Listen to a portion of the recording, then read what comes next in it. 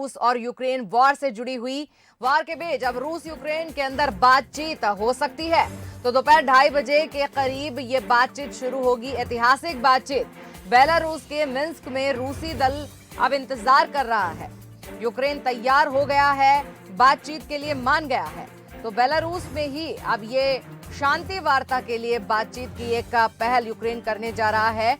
तो रूस के मिन्स्क के अंदर ये मीटिंग होगी, ये बातचीत होगी और रूसी दल अब इंतजार कर रहा है इस जगह पर यूक्रेन का। तो रूस और यूक्रेन में जारी जंग लगातार नए इलाकों को अपनी चपेट में ले रही है और कीव और खार्किव में रूसी और यूक्रेनी सेना के बीच आमने सामने की लड़ाई हो रही है। और इस बीच यूक्रेन ने बेलारूस की राजधानी मिन्स्क में रूस के साथ बातचीत की सहमति दे दी है। और इस पूरी खबर पर हमारे साथ हमारे विशेष संवाददाता शैलेंद्र सिंह राजपूत जुड़ गए हैं, तो उनसे हम बात करेंगे।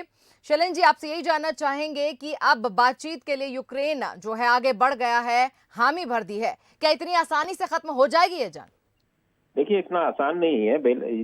ये जो बातचीत है, मुझे लगता है इसका नेचर यही होगा कि दोनों देशों के डेलीगेशन मिलेंगे और ये तय होगा इसमें कि बातचीत किस दिशा में आगे बढ़े और उसका स्वरूप क्या हो। उसके बाद जो बड़े अधिकारी हैं उनके बीच बातचीत शुरू हो सकती है और हो सकता है इसमें कम से कम इतना हो सकता है कि फिलहाल की स्थिति में सीज फायर को लेकर कोई समझौता हो। लेकिन देखिए, ये दोनों तरफ दबाव है कि बातचीत करें, क्योंकि रूस जो है, रूस के सामने दोहरा संकट ये है कि उसे अंदर और बाहर दोनों तरफ प्रतिबंध झेलने पड़ रहे हैं। जिस तरह से यूक्रेन में रिटालिएशन हुआ है, जिस तरह से यूक्रेन की जनता रूस के खिलाफ आई है और जिस तरह से यूरोपियन कंट्री ने धीरे धीरे यूक्रेन को मदद करनी शुरू की है, उससे यूरोप पर दबाव बन रहा है, रूस पर दबाव बन रहा है कि वो बातचीत के टेबल पर आए। और यही वजह है। और जहां तक पुतिन का सवाल है, पुतिन पर भी व्यक्तिगत रूप से दबाव बने हैं, क्योंकि जिस तरह से आपने कल देखा होगा रूस में, मॉस्को में जिस तरह से प्रदर्शन हुए युद्ध के खिलाफ और यूक्रेन की जनता जिस तरह से निकल कर आई और जेलेंस्की जिस तरह से बार बार सामने आ रहे हैं जनता के, तो मोरल डाउन नहीं है यूक्रेन का। तो रूस को ये बात समझ में आ रही है। और अब देखिए, आज 5वां दिन है।